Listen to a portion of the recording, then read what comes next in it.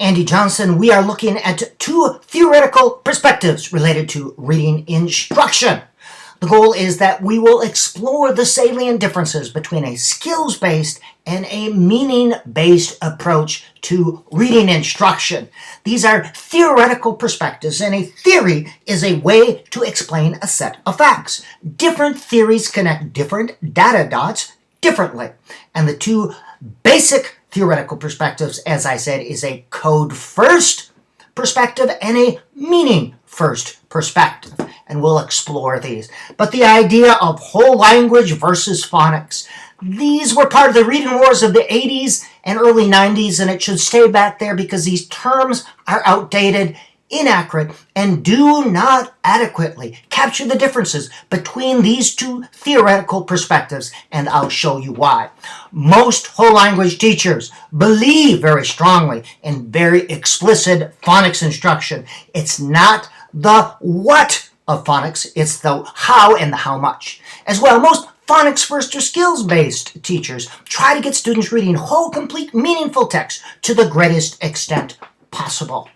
These are the three things we'll look at in just a minute. Now, a code-first perspective, it's based on a bottom-up model of reading. Here, the reader puts sounds to letters, puts letters together to create words, words together to create ideas, ideas together to create meaning with print.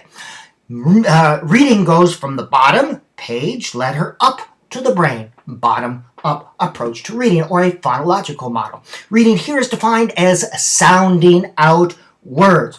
The initial emphasis is on decoding or sounding out words. Reading skills and sub-skills are taught in a predetermined order, in a predetermined sequence, at predetermined places. And it has been used to teach generations of students to read, but we must ask, was it the best approach for all students? Did all students reach their full potential? Did it help students fall in love with reading? And does it reflect what we know about how the brain creates meaning and creates meaning with print?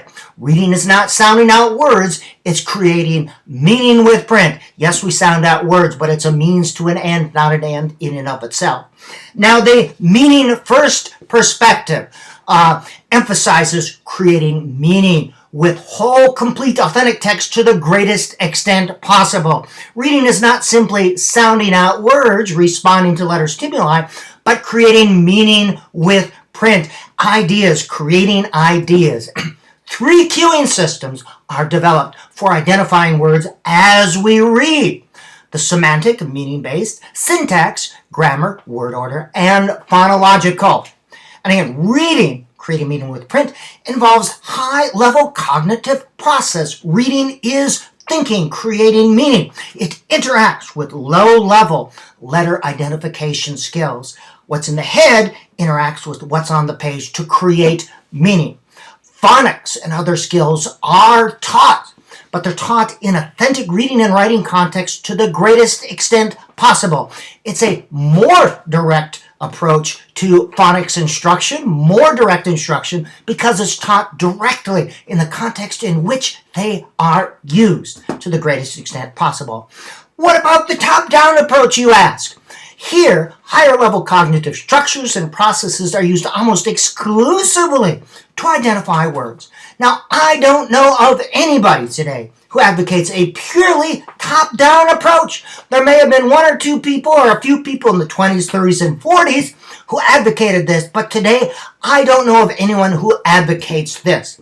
Whole language, by those people who don't understand it, is often mischaracterized as a purely top-down approach. People say it's a look-say approach or a whole word approach. This would be recognizing words by sight without analysis of letters at all. Now, whole word and whole language both have the word whole in it, but they are not the same at all. Whole language simply says you try to keep literacy instruction whole and meaningful to the greatest extent possible. Get students reading real sentences, real words, writing real things, reading real books to the greatest extent possible, not isolated skills instruction, reading lists of words. All agree that whole word instruction should be used for sight words, Dolch, Zeno, most frequent. Fry, these are the 100, 220, whatever. Most common words is, in, the, and. Yes, that is whole word. That is look, say. Everyone, even a skills-based, I hope, agrees with that. Whole language teachers believe in very direct and very explicit phonics instruction. It's not the what, it's the how and the how much in which there are differences.